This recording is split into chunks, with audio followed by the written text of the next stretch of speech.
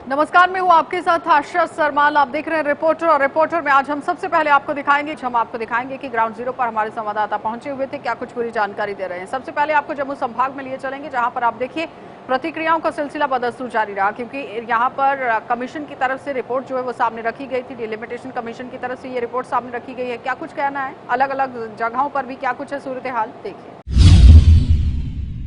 जिस तरह से 6 तारीख को डिलिमिटेशन कमीशन की रिपोर्ट सामने आई, वहीं पर अगर हम जम्मू कश्मीर की बात करें, जम्मू कश्मीर के अंदर भी काफ़ी ज़्यादा हलचल देखने को मिला। अगर हम पॉलिटिकल लीडर्स की बात करें, पॉलिटिकल लीडर्स के अलग अलग स्टेटमेंट सामने निकल के आए। खासकर कश्मीर की अगर हम बात करें, वहाँ पे काफ़ी ज़्यादा लीडरों ने अपना स्टेटमेंट, अपना रद्द अमल सामने रखा। और आज इसी को लेकर डोडा जिला के अंदर बात करेंगे, लोगों से खास बातचीत लोगों से होगी, जो पॉलिटिकल पार्टीज के साथ लोग जुड़े हैं उनसे बातचीत होगी। जिस तरह से डिलिमिटेशन कमीशन की रिपोर्ट सामने आई है और सीनियर सिटीजन से बातचीत होगी, उनका इस पे क्या कहना है, इस खास रिपोर्ट को देखिए। अलग अलग लोगों से हम आज बातचीत करेंगे। हम थोड़ा सा बता दें। इश्तियाक वानी हूँ, भारतीय जनता पार्टी का एक कार्यकर्ता हूँ। देखिए, ये डिलिमिटेशन जो हमने लास्ट ड्राफ्ट पढ़ा, मुझे सबसे पहले खुशी इसमें ये हुई कि जो हमारा तय चुनाव है, इसमें पहले 6 सीटें थी, ये 2 सीटें और बढ़ाकर इसमें 8 सीटें कर दी हैं। सबसे बड़ा वेलकम तो इसमें यही है। बाकी इसमें मैं ये कहूँगा कि जो इसमें यह एक एटोनमस बॉडी है, इसमें कोई सियासी इसमें इंटरफेयर रहता नहीं है। इसमें जो हमारी चीफ जस्टिस रंजना देसाई जी और उनकी पूरी टीम ने हर लिहाज से यहाँ के ज़िला तरक्याती कमिश्नर के ऑफिस से और बाकी जो इसकी टोपोग्राफी है, जोग्राफिकली भी इसको देखा गया है।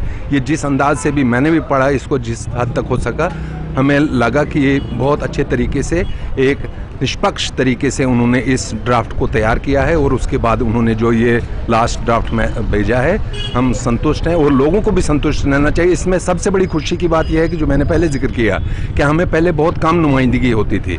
पहले 6 हमारे यहाँ से एमएलए जाते थे, अब अगर 8 जाएंगे तो कितनी बड़ी खुशी की बात है। और जम्मू कश्मीर में टोटल 7 सीटें बढ़ाई गई हैं, उसमें अगर हमारे डोडा को भी 2 मिली हैं तो हमारे लिए इससे बड़ी खुशी की बात कुछ हो नहीं सकती है।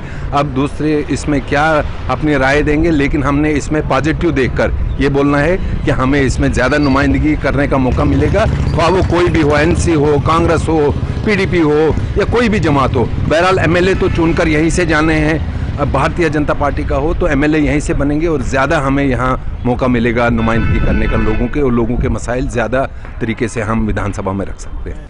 देखिए, मेरा नाम जावेद लोन है, मैं ब्लॉक प्रेसिडेंट हूँ इंडियन नेशनल कांग्रेस का। जहाँ तक डिलिमिटेशन की बात है तो ये डिलिमिटेशन तो बीजेपी का कमीशन है।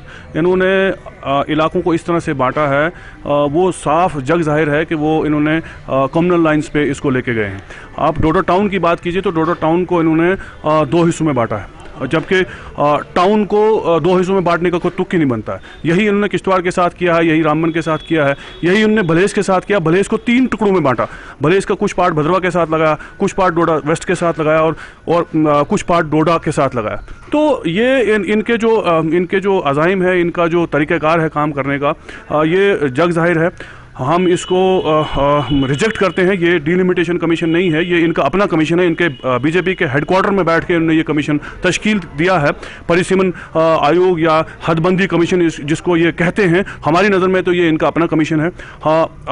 हमें यहाँ इस बात को समझना चाहिए कि खित्ते चनाब या जम्मू कश्मीर जो है एक बहुत हसास इलाका है, हसास रियासत है जम्मू हिंदुस्तान की, और इसको इन्होंने कम्युनल लाइन्स पे जाके बांटने की कोशिश कर रहे हैं। यहाँ के समझती है, यहाँ के हिंदू मुसलमान भाईचारा जो आज तक हमारे मुल्क का गहवारा बना है, हमें उम्मीद है कि इस डिलिमिटेशन कमीशन को सभी अवाम जो हैं वो इसको रिजेक्ट करेंगे। हमने पहले भी इसके ऊपर बात की है कि ये जो कमीशन बनाया गया था, ये सरासर दिखाई दे रहा है कि ये भाजपा कमीशन बनाया गया। बड़े बदकिस्मती से जो है जम्मू कश्मीर के अंदर पहली बार यहाँ एक इस किस्म का नैरेटिव बनाया गया कि आप ये देखें कि किश्तवाड़ के अंदर जो पॉपुलेशन है वो 2.5 लाख के आसपास है, और डोडा के अंदर, डिस्ट्रिक्ट डोडा के अंदर 4.5 लाख का ये पॉपुलेशन है। उस पॉपुलेशन पे यहाँ 3 कॉन्स्टिट्यूंसियां बनाई गई और किश्तवाड़ के अंदर भी 3 कॉन्स्टिट्यूंसियां बनाई गई 2.5 लाख के ऊपर। तो 2 लाख का जो डिफरेंस है उसको कहीं कंसिडर नहीं किया गया। और सबसे जो मेन दुख की जो बात है वो ये बात है कि यहाँ जो है इस वक्त मतलब कम्युनल लाइन्स पे जो है ये डिलिमिटेशन हमें दिखाई दे रही है, क्योंकि पहली बार ऐसा देखने को मिला। यहाँ बड़ा अमन का माहौल होता था, बड़ा चैन का माहौल होता था। हिंदू, मुसलमान, सिख, ईसाई सारे लोग इकट्ठे होते थे। जब कोई त्यौहार होता था एक दूसरे के घर जाते थे।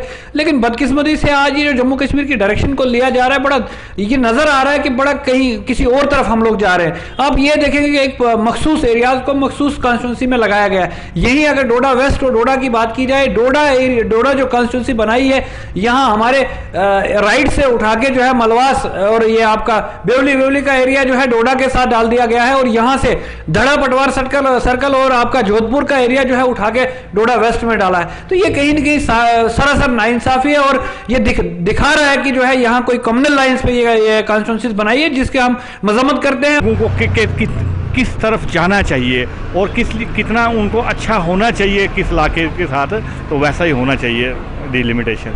तो इसमें कोई पॉलिटिकल फ़ायदे के लिए नहीं, एक्चुअल पोजीशन देखी जानी चाहिए, और वो ठीक रहेगा मेरे हिसाब से। अवाम इससे खुश रहेगी। देखिए, मेरा ये कहना है कि ये जो रिपोर्ट 6 तारीख को लोगों के सामने आई है, इसमें कोई भी खुश नहीं है।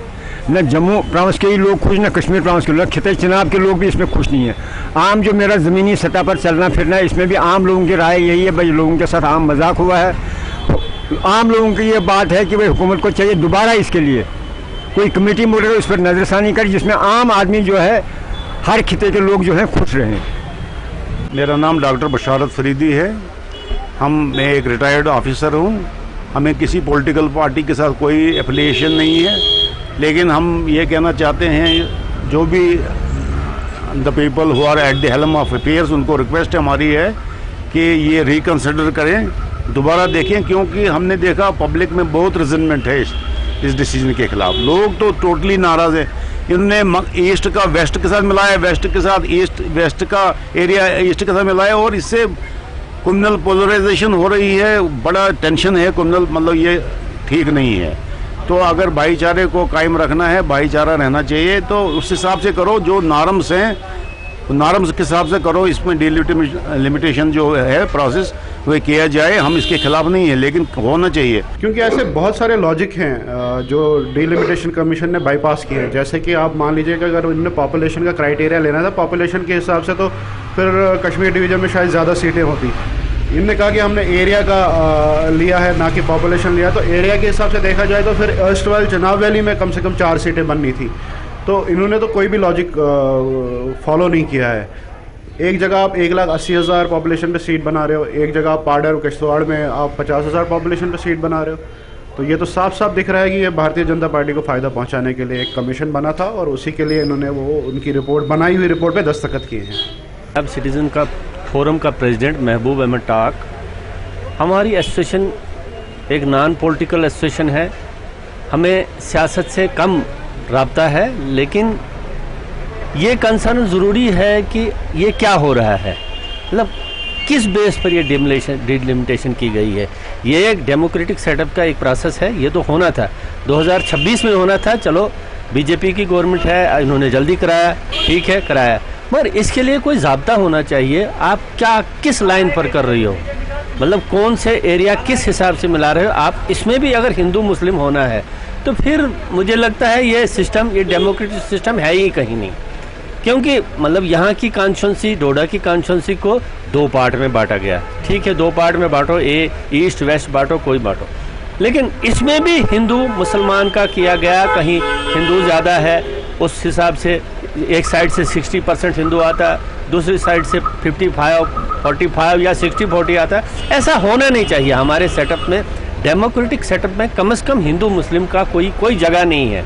हम एक मतलब हिंदुस्तान के बाशिंदे हैं, हमारी यहाँ डेमोक्रेसी है, इसमें हिंदू मुस्लिम कम से कम इन चीज़ों में हिंदू मुस्लिम नहीं होना चाहिए था। आप देखिए स्टेट की जो वहाँ की पार्लियामेंट सीट है उसको भी इस हिसाब से बांटा गया, न वो जोग्राफिकली ठीक है, किसी हिसाब से भी उसका मैं कहता हूँ कि वो बिल्कुल मतलब कोई हिंदुस्तान के किसी भी बाशिंदे को आप पूछो ये जोग्राफिकल सिस्टम है, इसको क्या ख्याल है आपका, वो भी इसके खिलाफ बोलेंगे, क्योंकि वे किसी सेटअप में ठीक नहीं बैठता है।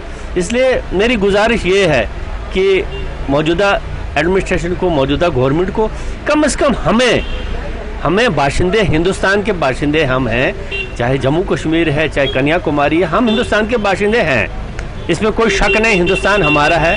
हम इसके बाशिंदे हैं। हम लोगों को कम से कम इन लाइनों पर मत बांटिए, हिंदू मुस्लिम पर मत बांटिए, चाहे डिलिमिटेशन है चाहे और कोई मसला है, हमें मत बांटिए। हम एक हैं, हिंदुस्तानी हैं, चाहे यहाँ के हैं चाहे वहाँ के, हम एक हैं, हम इंसान हैं, हम हिंदुस्तानी हैं। बस बड़ी बात ये है, मेरा यही पैगाम है कि इन चीज़ों पर एडमिशन को सोचना चाहिए, गौर करना चाहिए कि ये नहीं होना चाहिए। हमारे मुल्क में कम से कम ये नहीं होना चाहिए। हमारा मुल्क एक डेमोक्रेटिक सेटअप पर चल रहा है, इसमें मत कीजिएगा। तो देखा आपने हमारी ये खास रिपोर्ट, अलग अलग लोगों से हमने बातचीत की, जो यहाँ पे सीनियर सिटीजन है उनसे हमने खास बातचीत की, पॉलिटिकल लीडरों से हमने खास बातचीत की, उनका इस पे क्या कहना था और अपनी राय भी आप जरूर रखिएगा। फिलहाल के लिए इतना ही। आप देखते रहे गुलिस्तान वसीम गत्तू टोडा। डिलिमिटेशन कमीशन ने पहले एग्जीक्यूटिव मेंबर्स के जो रिप्लाई उनको भरना था वो उन्होंने भरा, फिर पब्लिक डोमेन में वही लाया और पब्लिक डोमेन में लाके कोई ऑब्जेक्शन नहीं हुई थी इस कॉन्स्टिट्यूंसी के हवाले से किसी भी क्वार्टर से, चाहे पॉलिटिकल पार्टीज़ हो या पब्लिक डोमेन में किसी भी ने इस पे एतराज़ नहीं जताया था। लेकिन बदकिस्मती से डिलिमिटेशन कमीशन में जब 6 मई को ये रिपोर्ट आया से हमें डिलीट कर दिया गया और हमारी कॉन्स्टिट्यूंसी के साथ नाइंसाफ़ी हुई और हम डिलिमिटेशन कमीशन से यही मुतालबा करते हैं कि कुंजर कॉन्स्टिट्यूंसी को बहाल किया जाए ताकि यहाँ पर जो 70% आबादी जो कि यहाँ पूरे गुलमर्ग में 70% आबादी को हम रिप्रेजेंट करते हैं कुंजर कॉन्स्टिट्यूंसी, हमें कॉन्स्टिट्यूंसी का दर्जा दिया जाए ताकि हमारे साथ इंसाफ हो जाए। यहाँ कुंजर का आवाम जो है ये इस बात पे नाला है कि डिलिमिटेशन कमीशन ने जो कुंजर कॉन्स्टिट्यूंसी मौर्ज वजूद में लाई थी, इसका यहाँ पे बड़ी सतह पे लोगों ने, आवाम ने खैर मकदम किया। लेकिन बदकिस्मती से 6 मई को वो डिसीजन उन्होंने वापस लिया, जिस पर यहाँ के लोग सरापा एहतिजाज हैं और मुतालबा करते हैं कि कुंजर कॉन्स्टिट्यूंसी को दोबारा बहाल किया जाए। तकरीबन 75,000 वोट्स पे ये इलाका मुश्तमिल, पहले 92,000 था, कुछ इलाका कुछ ऑल्ट्रेशन हुई, उसके बाद में फिर भी ये 75,000 खुद है जो कॉन्स्टिट्यूंसी का हक रखते हैं। हम चाहते हैं कि डिलिमिटेशन कमीशन रिवाइव करे और इस कॉन्स्टिट्यूंसी को दोबारा बहाल करे। जम्मू कश्मीर में डिलिमिटेशन रिपोर्ट आने के बाद अगर हम यहाँ पर कहीं असेंबली या पार्लियामेंट नशस्तों की बात करें तो कई तरह से यहाँ पर लोगों ने एतराज़ात भी जताए, तो कई तरह से लोगों ने इसका खैर मकदम किया है। तो फिलहाल आपको सीधे टंगमर ले चलते और दिखाते हैं यहाँ पर क्या कह रहे हैं लोग। चूँकि आपको पता है कि जो गुलमर्ग कॉन्स्टिट्यूंसी है इसे पहले जो है 2 कॉन्स्टिट्यूंसी में तकसीम किया गया था, लेकिन उसके बाद जब फाइनल ड्राफ्ट आया तो उसके बाद यहाँ पर हाजीपुर और खैपुर को जो है वागोरा कॉन्स्टिट्यूंसी के साथ जो है जोड़ा गया है। कि आम लोगों ने यहाँ पर आज जो है एक प्रेस कॉन्फ्रेंस का इनेकाद किया गया था। तो फिलहाल आपको सीधे टंगमर ले चलते और दिखाते क्या कह रहे लोग यहाँ पर डिलिमिटेशन के हवाले से। इलाकाई पटवारी सर्कल हाजीबल, जिसमें पटवारी सर्कल खैपुरा, ये सिर्फ खैपुरा और हाजीबल की बात नहीं है। अगर आप टोटल में इनको देखें, अराउंड कम से कम 18 से 20 गांव छोटे बड़े हैं जिनको जो है एक्सक्लूड किया गया है गुलमर्ग कॉन्स्टिट्यूंसी से। और ये एक्सक्लूजन जो है वो बहुत ही नाइंसाफ़ी है। मेरे ख्याल से ये लोगों के साथ काफ़ी, इन लोगों के साथ जिनको एक्सक्लूड किया गया है इनके साथ बहुत ही बड़ा इस्तेसाल है। आप देख लीजिए जो गांव, जो इलाका टंगमर्ग से या गुलमर्ग से 4 किलोमीटर की दूरी पर है उसको वोगुरा के साथ मर्ज किया गया है जो कम से कम 20 या 18 किलोमीटर की दूरी पर है। आप देख लीजिए जो SDM ऑफिस हमारे 3 किलोमीटर के अहाते में आता है, 7 किलोमीटर के अहाते में आता है, हमें उस SDM ऑफिस से एक्सक्लूड किया गया। आप देख लीजिए जो खैपुरा जिसकी कनेक्टिविटी हम किसी भी एंगल से ओस्ट नहीं कर सकते, या हाजीबल पटवारी सर का किसी भी एंगल से ओस्ट नहीं कर सकते। आप देख लीजिए जो ये अरेंजमेंट हो गया एरिया का, किस तरह से आर्बिट्री अरेंजमेंट हो गया। बाकी जो कॉन्स्टिट्यूंसी का रेस्टोरेशन जो था to that extent it is acceptable और ये बहुत अप्रिशिएबल स्टेप है। मेरी ये गवर्नर इंतजामिया से अपील है LG साहब से कि मेहरबानी करके आप टाइमली इंटरवेन कीजिए इस मसले पे। अगर इस चीज़ को रेस्टोर नहीं किया गया, मर्ज नहीं किया गया, खासकर जो नयाबत है जो पटवारी सर्कल हाजीबल है और पटवारी सर्कल खैपुरा है, ये बहुत ही बड़ी नाइंसाफ़ी होगी इन लोगों के लिए और जिसका खामियाजा इन बेचारों को आगे भुगतना पड़ेगा। खासकर हाजीबल बाबाशी एरिया जो है या खैपुरा का एरिया जो है, हमें वोगुरा कॉन्स्टिट्यूंसी के साथ इन्होंने जोड़ा है, ये हमें बिल्कुल मंजूर नहीं है। बाबाशी एरिया जो है वो हार्ट ऑफ टंगमर्ग है, हार्ट ऑफ गुलमर्ग है। हम बिल्कुल गुलमर्ग के बीच में रहते हैं। जो हाल ही में जो फैसला है वह बिल्कुल मंजूर नहीं है। हम गवर्नमेंट इंतजामिया से हाथ जोड़कर रिक्वेस्ट करते हैं कि हमारे मसले जो है इन पे गौर खोज किया जाए, हमें वापस अपने कॉन्स्टिट्यूंसी के साथ जोड़ा जाए जो गुलमर्ग कॉन्स्टिट्यूंसी है। जिस तरह के आप जानते हैं हमारा पुलिस स्टेशन भी टंगमर्ग में है, हमारा एसडीएम ऑफिस भी टंगमर्ग है, हमारा तहसील ऑफिस भी टंगमर्ग में है, इवन कि हमारा ब्लॉक भी पंचायत ब्लॉक भी टंगमर्ग में है।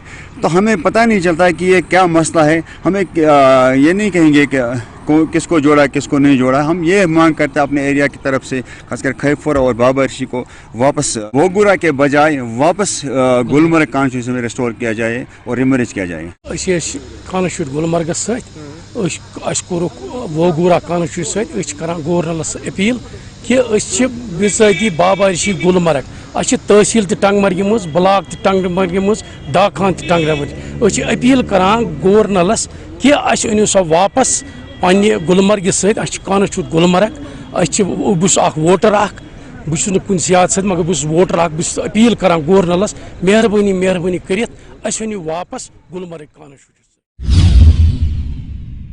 आप देख रहे हैं ग्राउंड रिपोर्ट और मैं नदीम सोपोर बोटिंगू से इस वक्त मौजूद हूं और यहां पे अगर हम देखें इस वक्त हम प्राइमरी हेल्थ सेंटर बोटिंगू में मौजूद है और मेरे साथ यहां के मुकामी लोग भी मौजूद हैं और जो कि लगातार गुहार लगा रहे हैं एडमिनिस्ट्रेशन से। 2007 में इस बिल्डिंग को बनाया गया, 2012 में कंप्लीट की गई थी।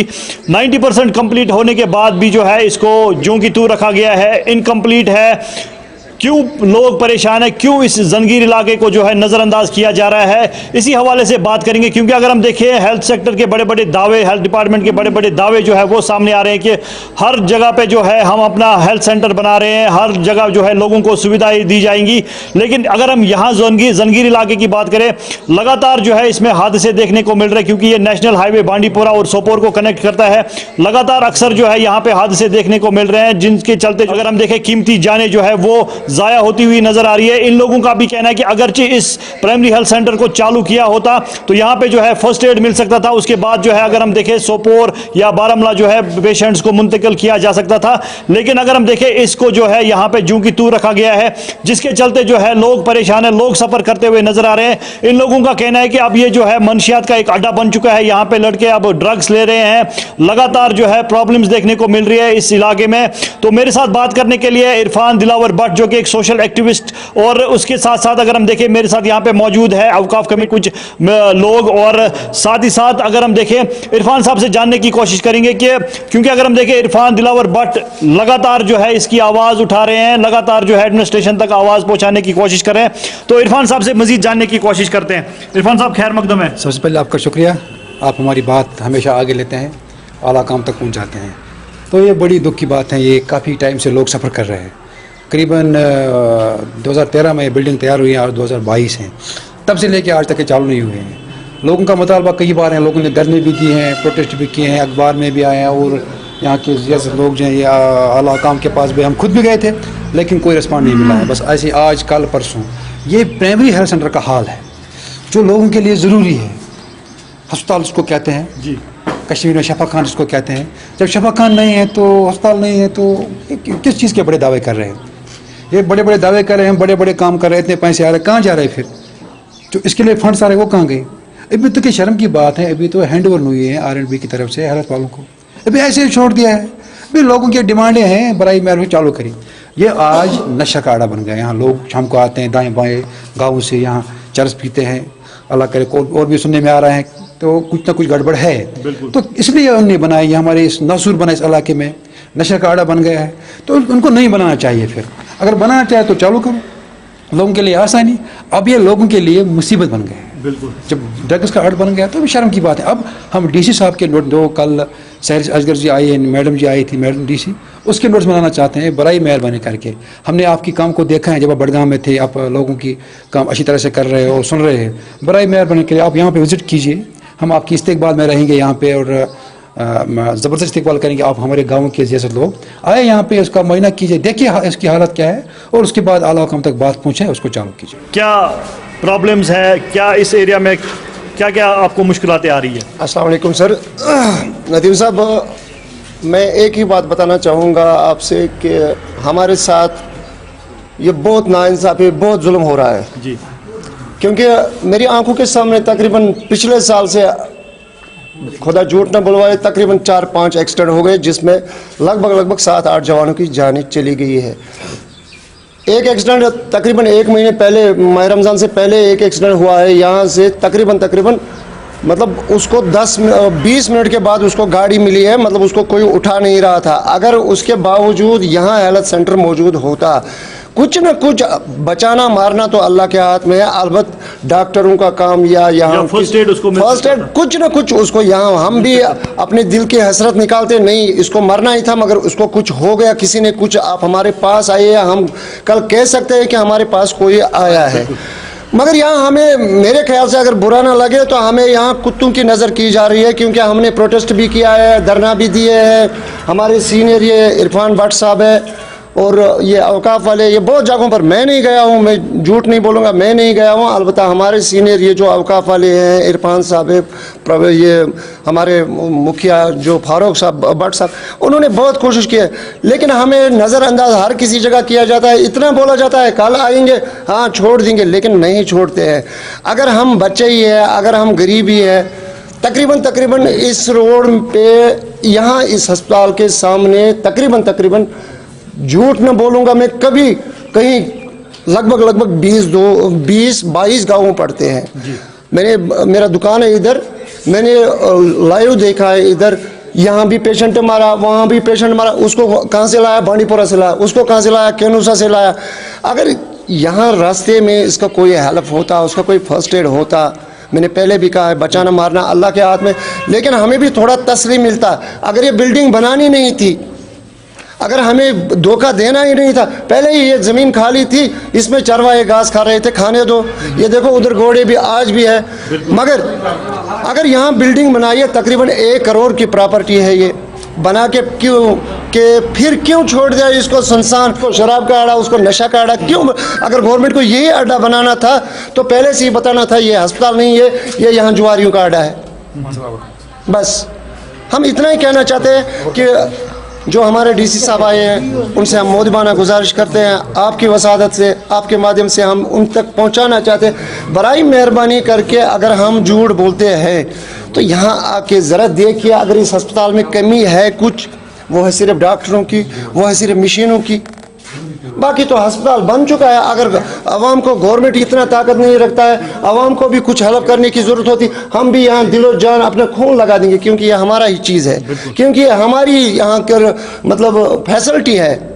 इसको नज़र रखना हमारा फ़र्ज़ बनता है, इसको सफाई रखना हमारा फ़र्ज़ बनता। लेकिन जब इसको हुआ ही नहीं कुछ, जब ये खुला मैदान था, अब ये अड्डा बन गया है, फ़ायदा क्या है ऐसा 1 करोड़ रुपया या 1.5 करोड़ रुपया या 50 लाख रुपया, ये पैसा खर्च करने में क्या फ़ायदा गवर्नमेंट को? इस समय हम जिला अस्पताल सांबा में मौजूद हैं और आपको बता दें कि सांबा से एक बड़ी खबर सामने आ रही है। सांबा के इंडस्ट्रियल फेज 2 में दीवान बियर फैक्ट्री में यहां 8 से 10 महिला श्रमिक जो काम कर रही थी, उनकी तबीयत अचानक बिगड़ जाती है। बताया जा रहा है, जो हमें सूत्रों के मुताबिक जानकारी मिली है, कि हो सकता है कि फैक्ट्री में कोई गैस लीक हुई हो या कोई केमिकल लीक हुआ हो, या हो सकता है कि जिस तरह से बताया जा रहा है कि वहाँ फैक्ट्री में एक वॉशिंग एरिया है, यहाँ पर बॉटल्स को वॉश किया जाता है। तो ये तमाम महिला जो श्रमिक है, ये बॉटल्स वहां पर साफ कर रही थी वॉशिंग एरिया में, और वहां पर जो कास्टिक सॉल्यूशन का इस्तेमाल किया जाता है बॉटल साफ करने के लिए, हो सकता है कि उसके एक्सेस यूज की वजह से यहां पर ये महिलाएं जो वो बीमार हुई हैं। बताया जा रहा है कि इन महिलाओं की कंडीशन जो वो अनकॉन्शियस हो जाती है, ये तमाम महिलाएं बीमार हो जाती हैं, बेहोश हो जाती हैं, और वॉमिटिंग भी इन महिलाओं को शुरू हो जाती है। उसके बाद जो फैक्ट्री की मैनेजमेंट है वो फौरन इन 8 से 10 महिलाओं को जिला अस्पताल सांबा में इलाज के लिए पहुंचाती हैं, और उसके बाद इन महिलाओं का इलाज जो वो शुरू हो जाता है। इलाज अभी भी लगातार जारी है, और बताया जा रहा है कि अब इन महिलाओं की जो हालत है वो स्थिर बताई जा रही है। लेकिन कहीं ना कहीं फैक्ट्री में अफरा तफरी का माहौल बन गया जब ये महिलाएं वहां पर तमाम बीमार हो गई। अचानक इनकी जो तबीयत है ये बिगड़ जाती है, संदिग्ध परिस्थितियों में ये महिलाएं बीमार हो जाती हैं। हालांकि इस चीज़ की पुष्टि नहीं हो पा रही कि गैस लीक हुई है, कोई केमिकल लीक हुआ है, या जो कास्टिक सोल्यूशन का इस्तेमाल ज़्यादा हुआ है। इन सारे पहलुओं के ऊपर जो वो जाँच शुरू हो चुकी है, और उसके बाद बता दें कि प्रशासनिक अमला पूरी तरह से अलर्ट मोड में आ जाता है, और खासतौर पर डीसी सांबा अनुराधा गुप्ता जी खुद मौके पर पहुंचती हैं उस फैक्ट्री में। यहां पर ये पूरा मामला पेश आता है, यहां ये महिलाएं संदिग्ध परिस्थितियों में बीमार हो जाती हैं। हर पूरी स्थिति का जायजा उन्होंने लिया कि क्या कारण हो सकते हैं। और उसके बाद आपको बता दें कि वहां जो असिस्टेंट लेबर कमिश्नर हैं वो भी मौके पर पहुंचे थे, तहसीलदार सांबा भी मौके पर पहुंचे, पुलिस के ऑफिसर मौके पर पहुंचे और पुलिस इस मामले में गहनता से आगे जो है वो इन्वेस्टिगेशन कर रही है। और आपको बताते चले कि डीसी सांबा अनुराधा गुप्ता ने इस पूरे मामले में इंक्वायरी के ऑर्डर्स भी इनिशिएट कर दिए हैं। तहसीलदार सांबा को यह जिम्मा सौंपा गया कि इसमें इंक्वायरी की जाए और पता लगाया जाए कि आखिर क्या कारण है जिस तरह से ये महिलाएं अचानक बीमार हुई, इनकी महिलाओं की अचानक तबीयत जो वो बिगड़ी है। और बताया जा रहा है कि शाम तक इंक्वायरी के जो रिजल्ट्स हैं ये भी सामने आएंगे। लेकिन आपको बता दें कि पुलिस ने भी मामला दर्ज कर लिया और आगे की कार्रवाई शुरू कर दी है। और डीसी सांबा अनुराधा गुप्ता जी उसके बाद जिला अस्पताल सांबा भी पहुंची, उन तमाम महिलाओं से उन्होंने बातचीत की, उनसे भी पूछा तो महिलाओं ने भी कहा कि हम बॉटल्स वहां पर वॉशिंग एरिया में साफ कर रहे थे और उसके बाद वहां अचानक जो है वो हमारा दम घुटना शुरू हुआ और ये 8 से 10 महिलाएं बताया जा रहा है कि ये बीमार हुई। संख्या 15 से 20 के आसपास है जो वहां पर महिलाएं काम कर रही थी, लेकिन जिनकी तबीयत ज्यादा बिगड़ी वो 8 से 10 की संख्या है। वो तमाम महिलाएं यहां पर मौजूद हैं, उनका इलाज यहां पर जारी है और प्रशासन ने एक ये उनको आश्वासन भी दिया कि आपको हर तरह की मदद जो है ये जिला प्रशासन सांबा की ओर से मुहैया कराई जाएगी। फिलहाल डॉक्टर से भी हमारी बातचीत हुई है, डीसी सांबा से भी बातचीत हुई है, तो उन्होंने कहा है कि महिलाओं की हालत फिलहाल स्थिर है, वो पूरी तरह से ठीक है, लेकिन इंक्वायरी कर ये पता लगाया जा रहा है कि आखिर बीमार होने के कारण क्या है। क्या वाकई में कोई गैस वहां पर लीक हुई है, कोई गैस चैम्बर लीक हुआ है, कोई केमिकल लीक हुआ है, या फिर जो डीसी सांबा अनुराधा गुप्ता भी ये बता रही हैं कि वॉशिंग एरिया में जिस कास्टिक सोल्यूशन का इस्तेमाल किया जा रहा था बॉटल साफ करने के लिए, क्या उसके ज्यादा यूज की वजह से ये जो पूरा मामला पेश आया है, ये तो इंक्वायरी के रिजल्ट जो भी सामने आएंगे उसमें ही क्लियर हो पाएगा। लेकिन ये बड़ी जानकारी है कि संदिग्ध परिस्थितियों में दीवान बियर फैक्ट्री में 8 से 10 महिला श्रमिक जो है वो अचानक बीमार हो जाती है, उनकी तबीयत बिगड़ जाती है। फिलहाल प्रशासनिक अमला जो है वो ऑन अलर्ट मोड है, पुलिस भी इसमें इन्वेस्टिगेशन जो है वो शुरू कर चुकी है और एफएसएल की टीमें भी वहां पर पहुंचकर पूरी जांच कर रही है, निशानदेही कर रही है और पता लगा रही है कि आखिर क्या कारण है बीमार होने के। लेकिन अब देखना यह है कि क्या कारण सामने आते हैं, क्योंकि गैस लीक का कारण सामने आता है, केमिकल लीक का कारण सामने आता है, या फिर कॉस्टिक सोल्यूशन का जो ज्यादा यूज किया होगा उसका कारण सामने आता है। लेकिन महिलाओं की हालत फिलहाल स्थिर है, लेकिन बताया जा रहा है कि उस समय महिलाएं जो है वो जो 8 से 10 जो गिनती हम आपको बता रहे हैं, ये महिलाएं तमाम वहां पर बेहोश हो चुकी थी। उसके बाद अफरा तफरी का माहौल बना और ये खबर आग की तरह जब फैली तो प्रशासनिक अमला भी अलर्ट मोड पर आया। पूरी फैक्ट्री का भी जायजा लिया जा रहा है प्रशासन की तरफ से और प्रशासनिक अमला जो है अस्पताल में भी मौके पर पहुंचा हुआ है। क्या कुछ इसमें अपडेट सामने आती है, ये भी जब सामने अपडेट्स आएंगी तो ये भी हम आपके साथ साझा करेंगे। फिलहाल के लिए ऋषि खजूरिया, जगत 24/7 न्यूज़ के लिए। आप देखते रहिए रिपोर्ट।